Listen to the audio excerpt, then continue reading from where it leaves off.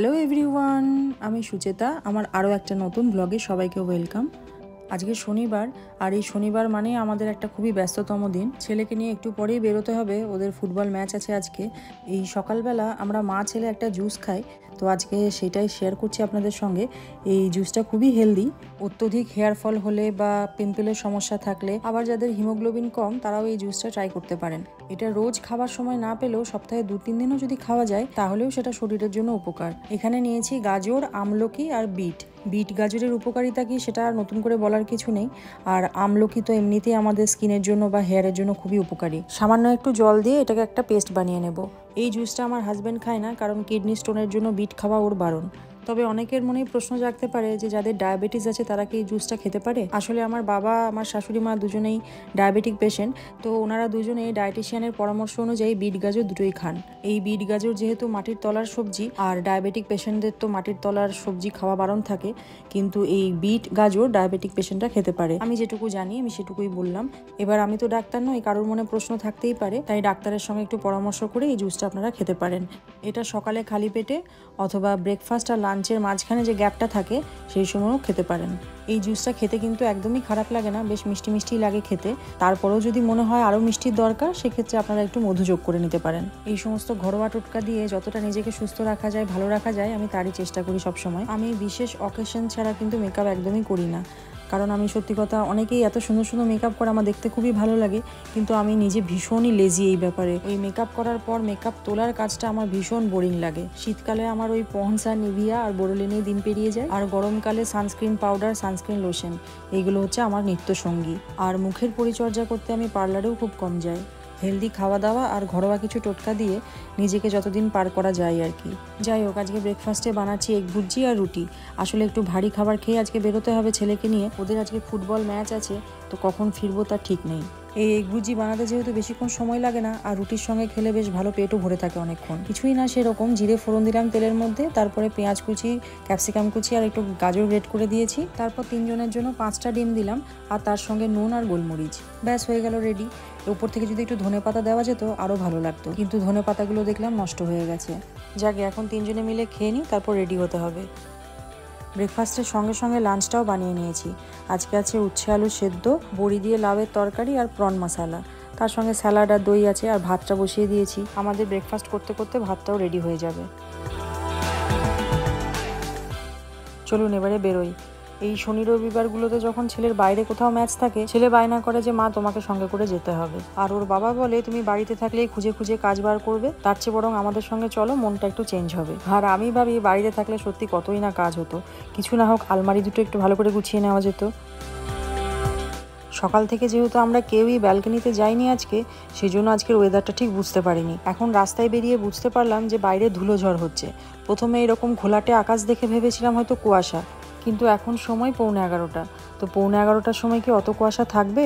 তারপর বাড়ি থেকে বেরোবার সময় দেখলাম গাড়িতে প্রচণ্ড ধুলো বসেছে। গতকালই অফিসে গাড়িটা পরিষ্কার করে দিয়েছিল, আবার আজকে সকালে দেখছি গাড়িতে প্রচুর ধুলো বসে গেছে। তারপর বুঝতে পারলাম যে বাইরে ধুলো ঝড় হচ্ছে।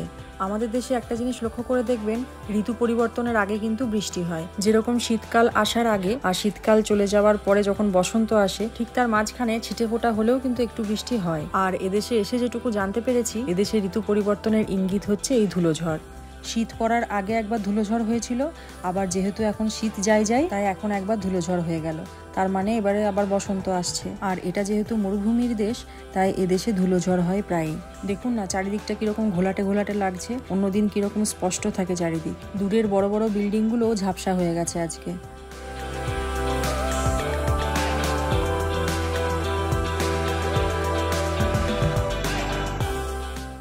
এই দেখুন, এখানে ভালো বুঝতে পারবেন কিরকম ধুলো উঠছে চারিদিকে। আজকে ছেলেদের ফুটবল ম্যাচ আছে, দুবাইয়ের রাইট মার্কেট বলে একটা জায়গা আছে সেখানে। এই রাইট মার্কেটে আগেও একবার এসেছিলাম, তার ভিডিও আপনাদের সঙ্গে শেয়ার করেছিলাম, কিন্তু তারপরে নতুন বন্ধুরা অনেক এসেছেন যারা আমার ভিডিও নিয়মিত দেখেন, তো আজকে রাইট মার্কেটের ভিডিওটা তাদের জন্য আরেকবার। এই শনি রবিবার করে ছেলেদের ফুটবল ম্যাচগুলো এত সুন্দর সুন্দর জায়গাতে হয় দুবাইতে, ওর সঙ্গে সঙ্গে আমাদেরও অনেক জায়গা অনেকবার করে দেখা হয়ে যায়। অন্য সময় এই জায়গাগুলোতে আসতে গেলে টিকিট লাগে, কিন্তু যেহেতু ছেলেদের এখানে ম্যাচ চলে, তাই আমাদেরকে আর টিকিট করতে হয় না আলাদা করে। এখানে আগেরবার আমি ছেলেকে নিয়ে একাই এসেছিলাম, হাজব্যান্ড তখন আসেনি। তারপর এখানে যে ভিডিওটা বানিয়েছিলাম আগেরবার, সেই ভিডিওটা দেখার পর হাজব্যান্ডেরও কদিন ধরে ইচ্ছে ছিল এখানে আসার একবার। এই সাইডটাতে প্রচুর টার্ফ আছে যেখানে বিভিন্ন রকমের খেলা হয়, আর অন্য আরেক সাইডে মার্কেট আছে যেখানে শপিং করার ইচ্ছে হলে করা যেতে পারে।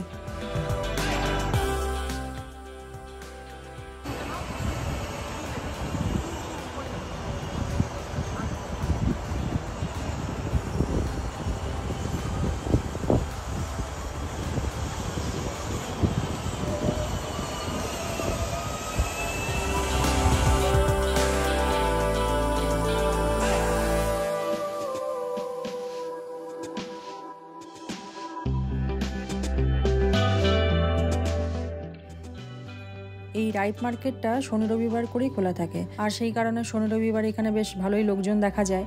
এখানে যেহেতু বিভিন্ন রকমের খেলা হয়, তো বাচ্চাদের সঙ্গে সঙ্গে পেরেন্টসরাও আসে, আবার এখানে হয়তো অনেকের মেম্বারশিপও আছে, তারাও প্র্যাকটিস করতে আসেন।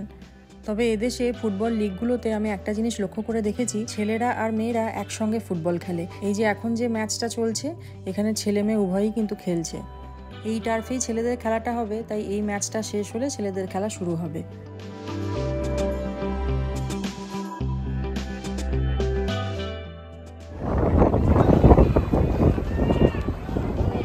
এত ধুলো উঠছে চারিদিকে, কি বলবো। আজকে আবার ভুল করে সানগ্লাসটাও আনিনি, একদম তাকাতে পারছি না ধুলোর মধ্যে, তার সঙ্গে সঙ্গে চোখে মুখে নাকেও ধুলো ঢুকছে, ভালো করে নিঃশ্বাসও নিতে পারছি না। আমাদের আবার ডাস্ট অ্যালার্জিও আছে, জানি না এই ধুলো খেয়ে আবার কি হবে। আমার মতন এখানে আরও কয়েকজন পেরেন্টসও একই ভয় পাচ্ছেন যে তাদেরও বাচ্চাদের যেহেতু ডাস্ট অ্যালার্জি আছে, এই ধুলো ওড়ার জন্য তাদের না আবার কোনো সমস্যা হয়। এবার থেকে ব্যাগে মাস্ক রাখতে হবে, সেই করোনা চলে গেছে আর মাস্ক পরাও উঠে গেছে। এদিকে দেখুন কোচের কি অবস্থা, জুতো পরতে পারছে না একটা বাচ্চা, তাকে এখানে জুতোও পরিয়ে দিতে হচ্ছে। এই বাচ্চাগুলো অনেকেই আছে যারা জুতোর লেস বাঁধতে পারে না, তো কোচ দেখেছি খেলার সময় যদি বাচ্চাদের লেসগুলো খুলে যায় তো ঠিক গিয়ে দৌড়ে বেঁধে দিয়ে আসে।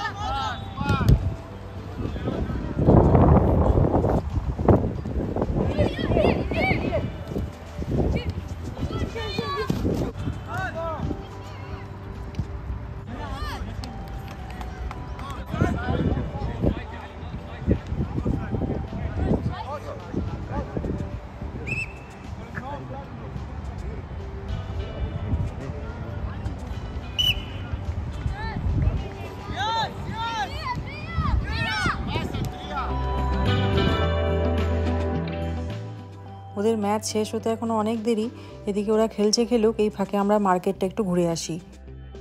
এই মার্কেটটায় বেশিরভাগই অর্গ্যানিক প্রোডাক্ট আর হ্যান্ডমেড প্রোডাক্ট আছে।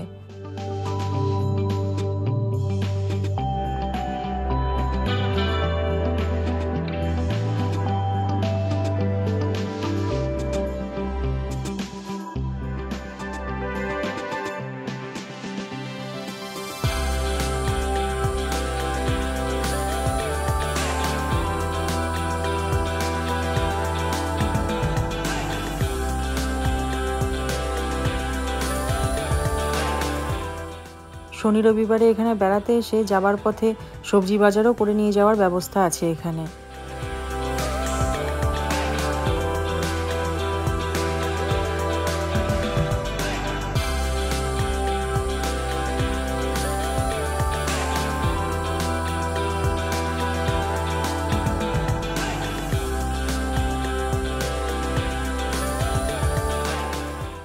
এখানকার কিছু কিছু দোকানে আবার ডিসকাউন্টও চলছে। এই হ্যান্ড ব্যাগগুলো কিন্তু পিওর লেদারের। এই ওপরের ব্যাগটা কি সুন্দর দেখতে লাগছে দেখুন। আর এদিকে একটা পুচকি মতন সাইকেল রাখা রয়েছে। এইরকম সাইকেল নিয়ে জানেন তো এখানকার অনেক ছোট ছোট বাচ্চারা ঘুরে বেড়ায়, আর ওই বাচ্চাগুলোকে দেখতে এত মিষ্টি লাগে। আমার আগের একটা ভিডিওতে আপনাদের কাছে প্রশ্ন রেখেছিলাম যে ইউএইর ন্যাশনাল বার্ড কী। তো একজন ঠিক উত্তর দিয়েছেন, কেউ কেউ উত্তর ভুলও দিয়েছেন, আবার অনেকেই বলেছেন যে উত্তর জানে না, একটু বলে দিও প্লিজ। তো ইউএইর ন্যাশনাল বার্ড হচ্ছে ফ্যালকন। ফ্যালকনকে বাংলায় বাজ পাখি বলা হয়। তো ইউনাইটেড আরব এমিরেটসের জাতীয় পাখি হচ্ছে বাজ পাখি, আর তাই এদেশে বাজ পাখিকে একদম বাচ্চার মতন যত্ন করা হয়। দুবাইতে এদের জন্য আলাদা করে হসপিটালও আছে।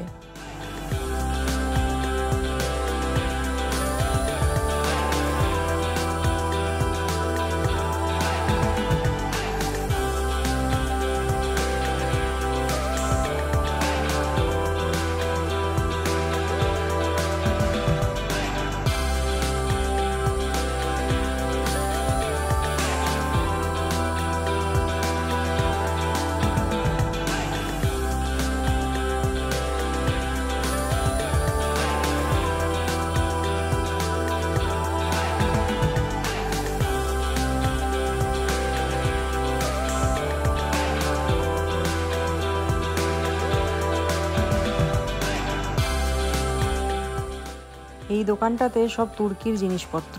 এই কাপ প্লেটগুলো কি সুন্দর দেখতে, দেখুন প্রত্যেকটার কালার এত সুন্দর লাগছে। আজকে তো একটাকে বাড়ি নিয়ে যেতেই হবে। আর কাপ প্লেটের ওপরেও 50% মতন ডিসকাউন্ট রয়েছে যদি একসঙ্গে 6টা নেওয়া হয়। তো আমরা দুজনেই লোভ সামলাতে না পেরে ওই চোখের মতন ডিজাইন করা রয়েছে ওটার 6টা সেট নিয়ে নিলাম, আর তার সঙ্গে 50% অফও রয়েছে।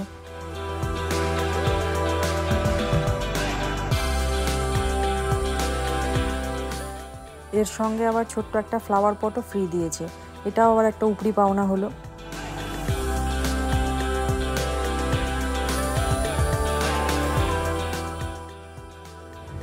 Here, this is here, and thank you.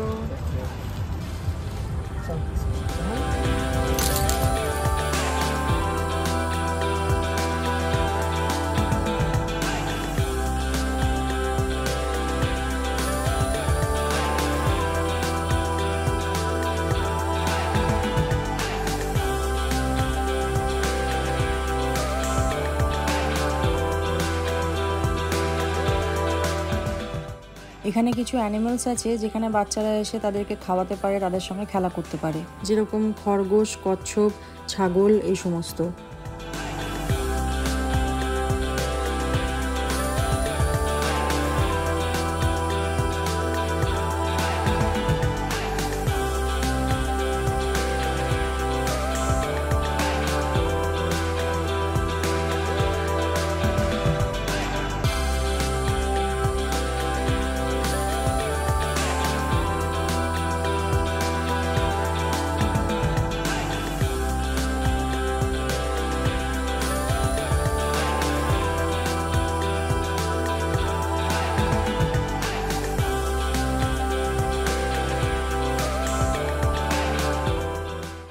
চলুন, এবার ছেলেদের খেলাও শেষ হওয়ার মুখে, আমাদেরকে বাড়ি ফিরতে হবে এবার।